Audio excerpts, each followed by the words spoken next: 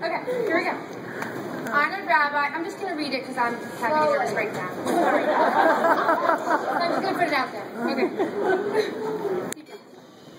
Honored rabbis, friends, family, and my dear Simon. Are you listening? About 12 years ago, Daddy and I were at one of the first of many bat mitzvahs that we would attend in Scarsdale. I remember clearly how Arlene Kleinberg read from a journal entry she had written to her daughter the day she was born, planning to eventually read it to her daughter at her bat mitzvah. I remember thinking to myself, that is a brilliant idea. I thought to myself that perhaps if I start now, when you were only a year old, then my apprehensions will have disappeared by the time your bar mitzvah would come around. Perhaps my uber preparedness would quell my fears. But alas, as with most things, I am not a type A, but instead a type A minus. And I only just started writing this 2 months ago, and not 12 years ago. The idea of speaking in public is so intimidating to me that I consider not speaking at all, saving myself a lot of sleepless nights, and there have been many. But I ultimately decided that I could not pass up this opportunity to tell you publicly how proud I am of you. Is this too fast? No. Simon, over the course of this year, you have commented to me on many occasions how cool you think your parsha is, because there are so many interesting things contained within one parsha. The laning for a fast day, the Yud Gimel Midot of Hashem, along with the Parshat of Para Adumah.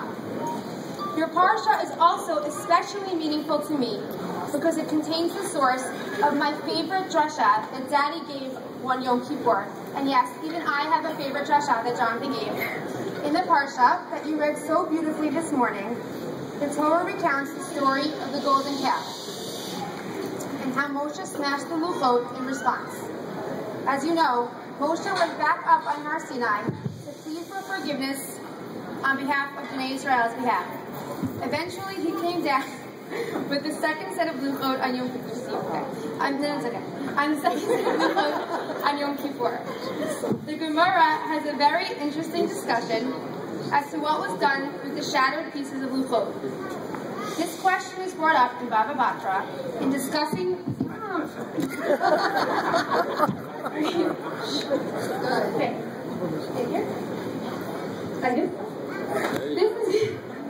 This question is brought up in Baba Batra in discussing the contents of the Aron Kodesh in the Mishkan. Rabbi Yehuda says that not only were the second set of luchot contained in the Aron, but the broken shards of the first set of luchot were contained there as well. Luchot v'shivrei luchot munachim ba'aron.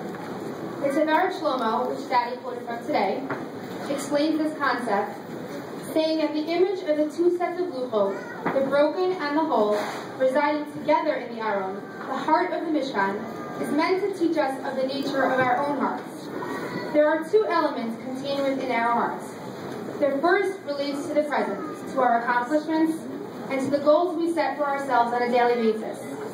The second element relates to our past, to our failings, our mistakes, and our regrets. While holding on to our pasts has the potential to be counterproductive or even damaging, the Torah charges us to carry our past with us. It challenges us not to be ashamed of our past, but rather to use our experiences to shape who we become in the future.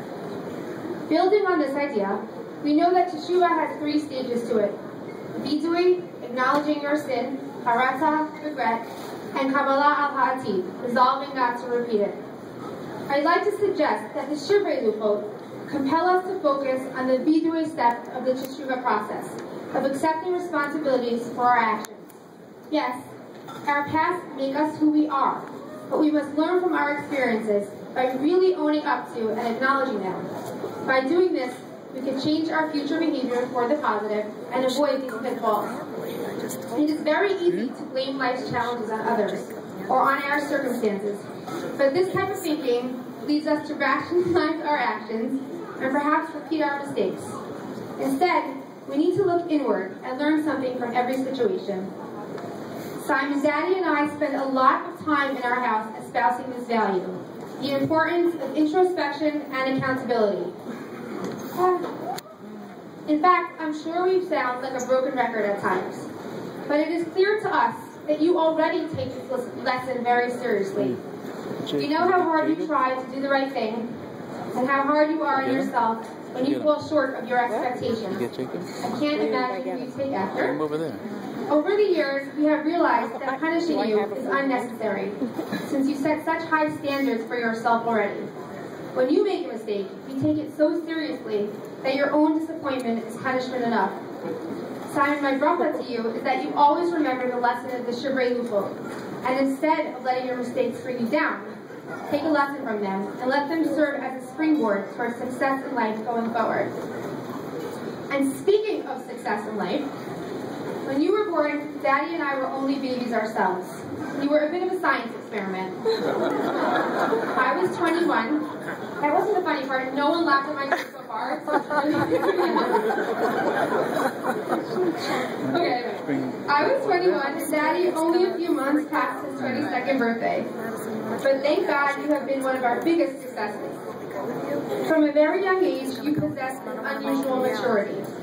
This maturity sometimes expressed itself in seemingly odd obsessions, in early obsessions of the Lord of the Rings trilogy when you were only 2 years old, or proclivity towards weapons and soldiers. How many Ganon students choose love swords as their Native American name of Thanksgiving? But thankfully, this obsession has morphed into a genuine love for the Israeli army and a general passion for Israel. 5 years ago, after Rabbi and Debbie Rubenstein passed away, Zichronam Lebracha, we sent you and Aiden alone with Zaida and your aunts and uncles to Mexico for Pesach. You were only 8 years old, and Aiden 5.5. Surprisingly, I sent many lists of instructions, one of which was a list of yours and Aiden's outfits. I was very worried all Yom Tov, but it was the first time you were away from us. Sure enough, Aunt Yocheved called the second Yom Tov ended, and told me that not only were you very well behaved, but that you also took your job of watching Aiden very seriously. So seriously, she explained, that when she tried to pair blue and white seersucker pants with a yellow shirt for Aiden, you protested vehemently, saying, "That's not what Mommy wrote matches with the pants." Aunt Yocheved, the fashion designer, tried to reassure you that the yellow shirt matched as well, but you were absolutely insistent and totally unmoved by her credentials. Since then, I have been counting down the years until it would be legal for me to leave you alone with your siblings without being arrested. Your maturity also manifests itself in a keen interest in U.S. politics, Middle Eastern policies, and history.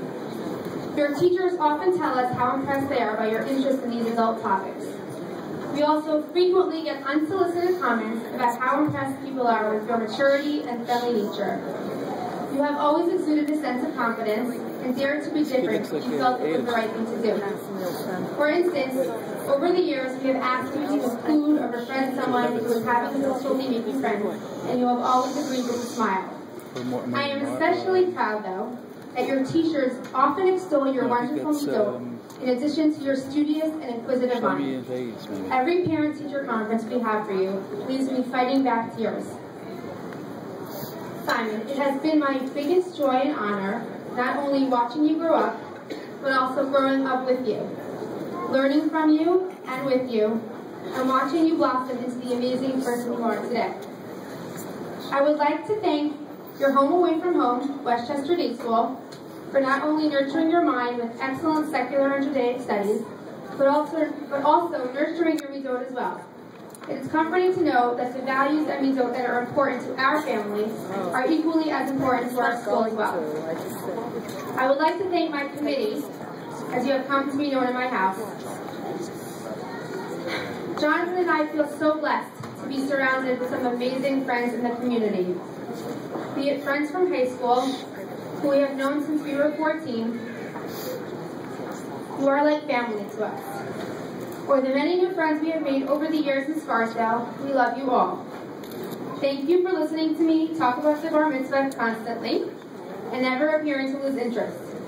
Thank you for listening to our ever-changing plans and for offering your honest opinion when I asked. Mostly, thank you for your continual support and encouragement for John.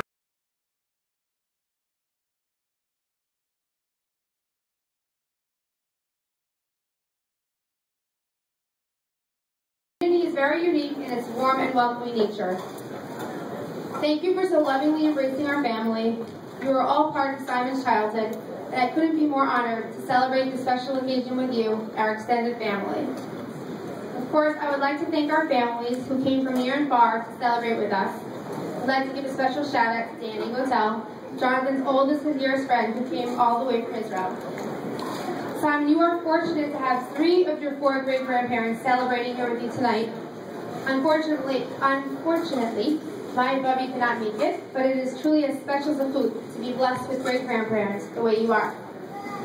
Thank you for the guidance and support of our colorful and complex families, our parents, grandparents, great-grandparents, siblings, brothers and sister-in-law, and of course our step families too. To my mom, Grandma Debbie, I am sure I don't say it enough, but thank you for your constant presence in our lives, either babysitting all the time, listening to my flurry of cooking or fashion questions, or for your continuous advice and counsel. To my other children, especially Aiden and Ella, thank you so much for being so understanding, not so much, of the time Daddy and I spent on Simon this year, not so much at all. I know it must have been difficult, but please God, it will be your turn soon. And of course, Aiden, you have your adventurous bar mitzvah plans down to the flowers and the decor. And Ella, you will always be our awesome princess. We love you too, Jacob, but in all honesty, you still got a ton of attention this year. A ton of attention this year. Now I've saved the best for last. I know at most bar and bat mitzvahs, it is the husband who thanks his wife for planning the whole thing, but in our case, it was all Jonathan. Thank you so much for allowing me to insert myself in your father and son Gemara learning for the bar mitzvah. Not that I left too much choice. I will always cherish that experience. Simon, our family is very fortunate to have Daddy as a role model in our lives. Over the past few years, Daddy and I have been faced with some very difficult and trying experiences. Things that I hope and pray you will never have to encounter. To his great credit, I can count on one hand how many times Daddy has complained and forever made excuses. Perhaps this is why the Shivrei Lufot is my favorite Torah of his, because Daddy so beautifully exemplifies these values. He looks at every experience, be it good or bad, as potential for personal growth, and as an opportunity to gain something. He is truly an inspiration to us. Jonathan, even though we have been together for 20 years now, I still wonder sometimes what I could have done to merit someone as honest, loyal, compassionate, sensitive, affectionate, and as patient as you are. I love you. So, it's not a kid, obviously. That was pretty good, honey. Okay, so Simon, to sum up, enjoy your life, have fun, make lots of mistakes, acknowledge them, and learn from them. I love you. Hey.